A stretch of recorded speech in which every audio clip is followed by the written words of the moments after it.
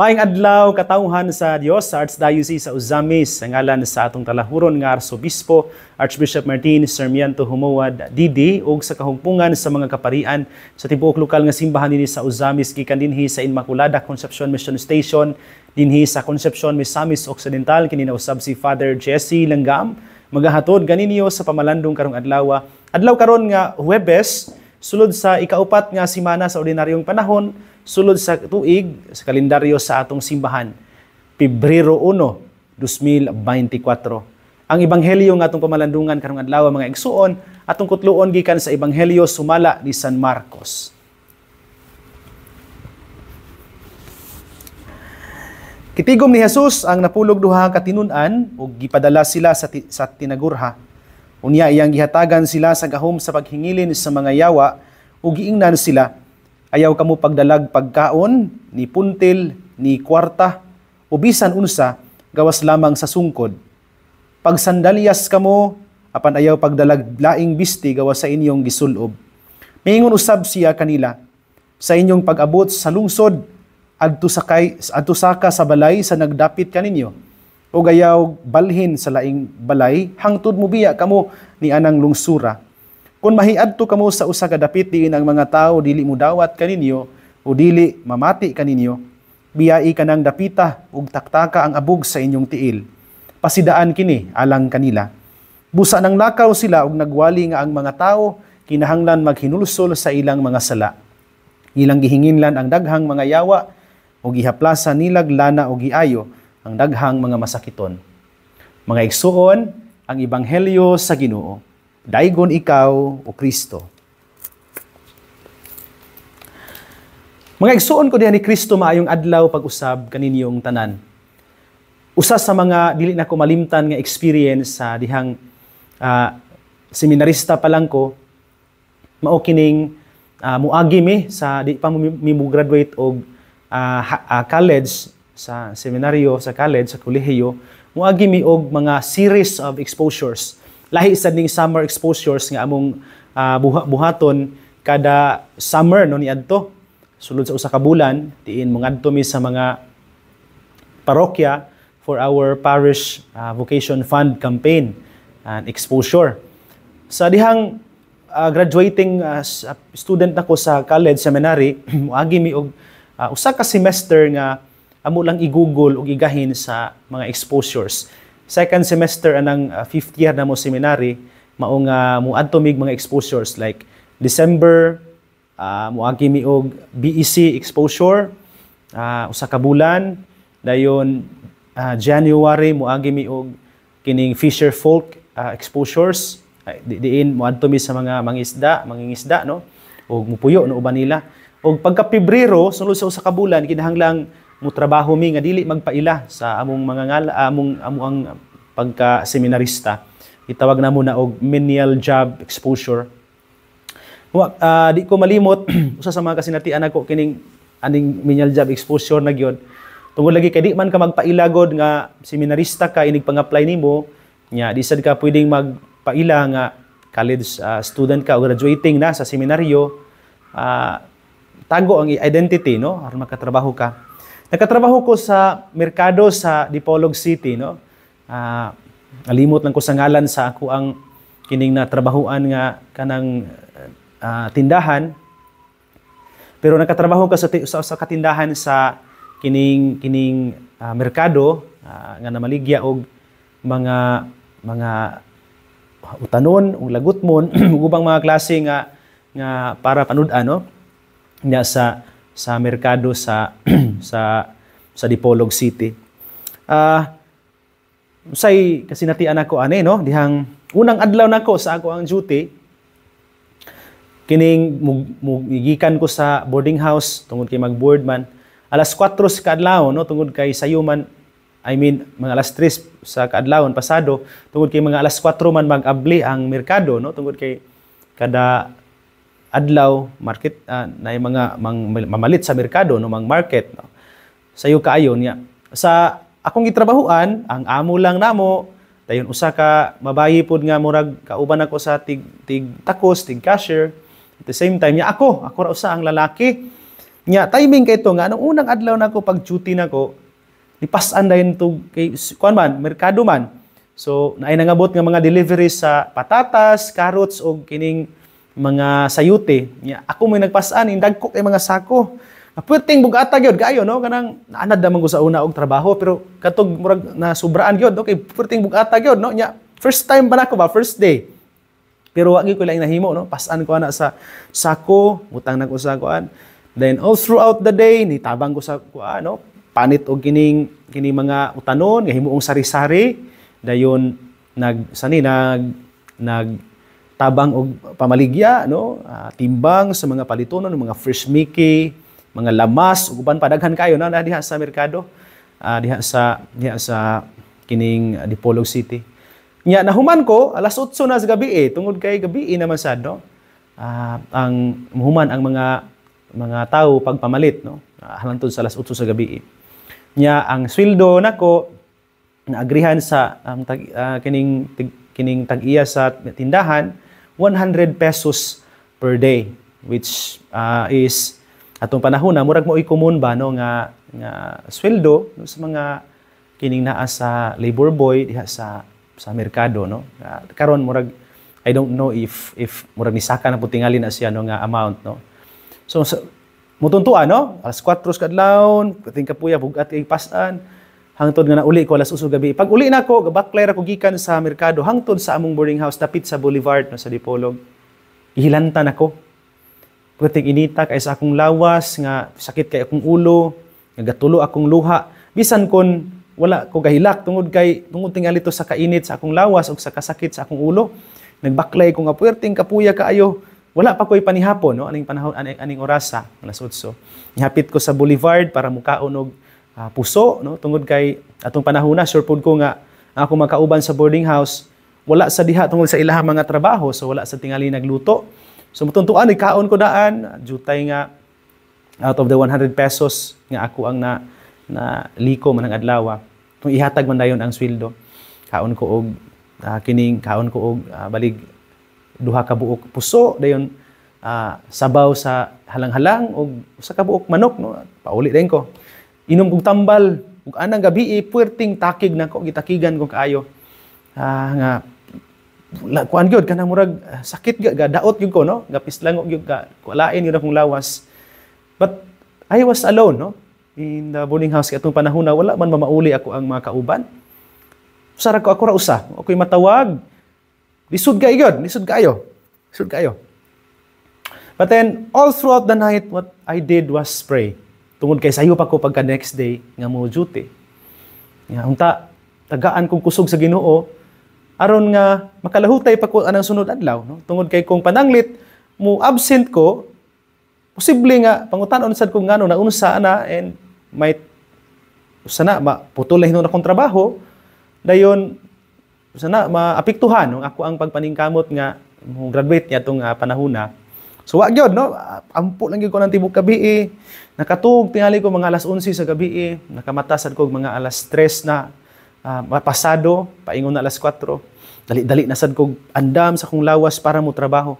And sulod sa tulo ka adlaw kabalik-balik akong hilanat no wala lang gyud nako pod gi saba sa ako amo ang kining kuan kining amo tungod kay mahadlok sad ko nga ingnon murag kining basin og makaingon siya ba nga kining huyang na tungod kay wa maanad og trabaho nga ako ra bang giingon nga anad ko sa amo og kining trabaho. So nipadayon ra gyud ko bat kahibaw mo by the grace of God nakalahutay gyud ko sa akong trabaho tulo ka adlaw kong gilantan kapadayon ra gyud ko hangtod nga nahuman mi no, sa amo ang paghimo sa among menial job exposure. And I don't know if naunsang pagkaunsaa nahibaw-an na di ko nga na seminarista ko mga 3 days before ko nagpahibalo nga seminarista ko nga pariunon ko. But sadly dili man pud murag tingali katoliko to siya maong murag wala ra bay epekto no wala epekto sa iya hapon ang ako ang presensya. But to me something has changed no in me. Na nadasig ko kay sa akong kasinatian. Pagbati nga mag-inusara ka, sa pagbati nga daw naglisod ka kung naa lang bitaw gyud kay sang piton nga Ginoo, mubalos gyud siya panalangin kanimo. Luya akong lawas pero ngano ba nga napanggihapon ko'y kusog no nga mubuhat sa akong mga tahas no samtang nagtrabaho ko. Nya nakanindot pa gyud tungod kay nahimo to siyang instrumento og hinungdan aron nga mulaw mga akong pagbati sa mga nagkalisod sa katilingban. Labi na gyud ning naningkamot nga manginabuhi bisan sa kalisod sa ilahang mga lawas. Aron lang gyud makabaton og makasweldo, makapangitag panginabuhian para sa ilang pamilya. Daghan kaayo nga mga ingon ana nga mga tawo karong panahon na tungod sa kawadon bisan og unsay gibati sa lawas dili na lang balihon aron lang maka-provide para sa ilahang mga pamilya. Ako ning gisulti ninyo tungod kay I think diha sa ebanghelyo bisan og ang ebanghelyo naghisgot mahitungod og missionary work, but before doing the mission dunay gusto nga ipaklaro si Jesus o gusto niyang makatunan sa iyang mga tinun-an that before missionary work there should be faith relationship with the disciples and God. Mao ni nga diha sa ebanghelyo dili sila padalhon og pagkaon, puntil, kwarta ug uban pa. Di gani padalhon og extra shirt kun dili ang ila ra gyung gisulob. Dili sila pabalhin-balhinon og balay, so on and so forth. Ngano man ni? Tungod kay ang kwarta, pagkaon, puntil ug uban pa nga timailhan sa seguridad sa imong panaw, di mahimo magong musalig lang ka diha anang mga material nga mga butang. Unya malimot ka na in doing the mission, you are not doing it for yourself and for your benefit. Dili para sa imong kaugalingon aron nga makaginansya ka, kundi para sa Ginoo. Ang misyon para sa Ginoo. Gusto ni Jesus nga iyang mga tinun-an mo develop nining sense that your security because you are doing the mission of God should fall not into material things. Sa pagkaon, nga makapasiguro kang mabusog ka, sa kwarta, aron masiguro nimo ang imuhang safety sa travel o ang imong maabtan nga paingnan, o sa puntil nga mahimo nimong sudlanan sa mga pwede nimong i-grab nga grasya for yourself aron maka-benefit ka at the end of the day. Gusto ni Jesus nga imbis nga musalig sa material nga mga butang og seguridad ang iyang mga tinun-an tungod kay ang misyon alang ug para man sa Ginoo, siya ra gyud ang ilang saligan. Mao ni nga diha sa ebanghelyo madungog nato nga successful sila. Why? Because all they had with them was God. Which I think is also the reason ngano nga niadtong nag-exposure pa ko bisan sa kakapoy sa akong lawas, bisan sa kaluya sa akong kaning balatian, nilahutay ko. Sa mga higayon bitaw nga dinhi sa mission station sa Concepcion, magluyasad ko, maulanan ko kaayo sa akong mga misa, basa kaayo ko tungod sa samtang nag-drive sa motor, ug kaimong lawas tungod sa terrain, basa kaayong lawas tungod sa ulan. At the end of the day, makakapilang ko, then makaampo sa Santos nga Rosario, before going to bed, and in the morning, say the morning prayer before the Mass. All is well. So I think, ang hinungdan og rason, tungod kay naa ang Ginoo. First and foremost, the gospel is not only about missionary work, but it should also be first and foremost faith relationship with God. Sa misyon, makapadayon ka lang. Makapadayon kita kung naa sulod sa atong kasing-kasing ang pagsalig nga ang Ginoo mao'y atong kauban sa panaw. Sa misyon, bahalag walay kwarta, mahurot man ang kwarta. Bahalag way pagkaon, mahurot man ang pagkaon. Bahalag wala tay maabot gikan sa mga tawo. Ang importante nga naa og wala ta biyai sa Ginoo. Sa mga misa nako dinhi sa baryo, dunay mo ingon ako, kumusta po din mo mga misa sa baryo pads? Nanapon kay halad. Well, ay halad nga mga lagot mo kung maka pang harvest ang mga tao, pero you do not expect them to give you money. Wala gyud. lisod gyud sila munang maluoy sad ka nga mo demand og something that they do not have. So mo na, no? So mag-uol ba ko? No, dili. Tungod kay wala man makadepende sa ako ang kining kulikta maabot sulod sa puntil ang ako ang pagbuhat sa misyon sa Ginoo. Usahay kanang inigabot nako ang andam biscuits, no? Nga parisan og juice. Mag-uol ba ko kay wa ko na ihawan og manok? Dili, no? Bisan pag unsa ibutang sa lamisa, ako makauban malipay gud mi magngisi gud mi magkatawa bisan pagkapila na ibutang og sa pana, no, nga pwede nilang ipakaon namo. Basta kay inigabot namo didto magmisa mi nya naay mga tawo nga mosimba. Malipay gud ko kayo ana. Walay pagkaon, walay maabot nga puntil, walay kwarta. Kung kay ang kwarta mahurot sa gasolina sa motor. But at the end of the day, I am happy and fulfilled. I am satisfied because I know that the mission is not about me. It's not about my security. It's about God. Nya kay siya man, iyaha man eh. Siya ni bahala na ko kung saan ko niya pag-pamper. No? At the end of the day, sa iyang grasya. Kana bang sound, sleep, mayong ligon nga lawas, no? Dunay daghang kay nag-ingon ako na nambok lagi ka padre sa bukid, no? Well, tungod tingali pod kayo, amon ko exercise nga kining physical sports tungod sa akong tuhod. Pero sa kanunay di ko maglakaw, mag-drive sa motor, no? Sa trail. So baktas gyud, no? Pero tambok himsog man padre. Well, tungod tingali sa grasya sa Ginoo, nga maunay nagpamper kanako. Akong balikon, in the mission, dili gyud na kay maguna ng ato ang kaugalingon nga seguridad. Kung dili maguna ang Dios, ang iyang tuyo, at the end of the day, siya na ang mutapos pinaagi sa paghatag sa grasya nga imong gikinahanglan. Mahurot man ang kwarta, mawalay pagkaon usahay, mawalay puntil nga para sa imong kaugalingon, ma-keep for yourself, for myself. I know full well that God is there. He brings me there, He takes me home, and He takes care of me. Mga igsoon ko na ni Kristo din hinalang kukutob, sa dili pa na ako tapuson kining pamalandong, tuguti una ko sa pagtunol sa akong greetings, sa tanan nga karong adlaw nagsunod, ug nagsuporta nini atong programa, kaninyong tanan, daghan gayud kaay nga salamat sa inyong makanunayon nga pagsuporta kanato, dinining atong programa. Akong pasalamat sa akong mga kauban sa misyon, mga mission collaborators din sa parokya, labi na gyud ang mga katikista, pinanguluhan ni Ma'am Vilma Sincuniege, sa pundok sa Legion of Mary, nga basta bakante lang ko, no? Manguyog sa ni sila.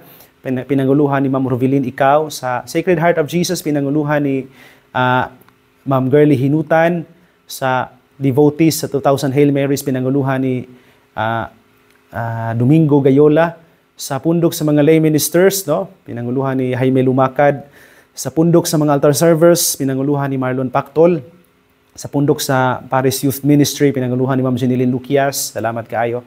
Sa pundok sa mga lektor, kantor o choir nga mopoy usa sa mga hinungdan nga ma-inspired po ko kay ni uli na ko gikan sa baryo sa akong mga misa. Nang makita na ko ni sila kada Sabado mag-practice silang kanta, no? Well, we don't have the luxury of a kaning maayo gyud kay nga mga instrumentalist, gitarista lang, no? Pero basta makakita ko nila nga mag-practice, lipay kay ko kaayo, no? Bisan og kapoy kay ang lawas ikan sa mga misa sa baryo. Salamat kaayo ninyo. Salamat pud kaayo sa mga individual nga sa walay puas ningkamot nga makatabang nato dinhi sa parokya. Personal akong pasalamat kang Mayor Jesse Vinia sa iyang makanunayon nga pagsuporta, kang Vice Mayor Ronel Montipon ug sa mga SB members. Kini sila ang ato ang kining dangpanan gyud, no? Sa mga higayon nga murag wa tay laing maduol dinhi sa parokya. Salamat kaayo ninyo. Salamat sa mga individual pod nga nahimong instrumento ug kabahin sa atong pagpaningkamot bisan kon naa sila sa gawas na sa parokya. Kung mga pasalamat sa mga tigpaminaw ining programa ug sa ato ang mga